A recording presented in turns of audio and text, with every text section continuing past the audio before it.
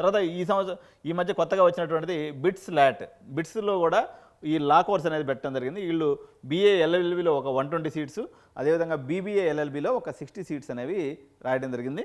దీనికి సంబంధించినటువంటి టెస్ట్ పేరు వచ్చేసి బిట్స్ ల్యాట్, లా యాప్టిట్యూడ్ టెస్ట్. ల్యాట్ అంటే లా యాప్టిట్యూడ్ టెస్ట్ అనమాట.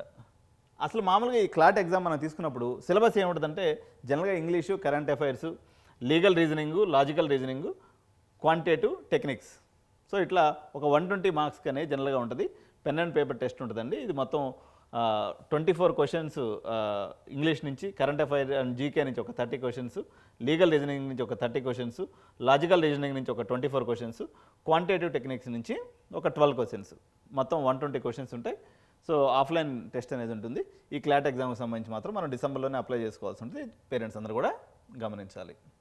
నెక్స్ట్ బీబీఏకి సంబంధించి రకరకాలు డైరెక్ట్గా మనం డిగ్రీ కాలేజెస్కి వెళ్ళేసి 3 ఇయర్స్ డిగ్రీ చేసేది ఉంటుంది. అదేవిధంగా ప్రెస్టీజియస్ ఇన్స్టిట్యూషన్స్ అయినటువంటి వాటిలో కూడా మనము ఈ ఇప్మ్యాట్ అనే ద్వారా అది మనం దీనికి ఎంటర్ అవ్వచ్చు.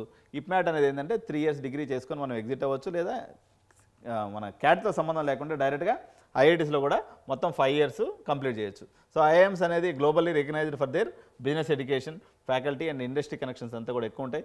గ్లోబల్ ఎక్స్పోజర్ ఎక్కువ ఉంటుంది.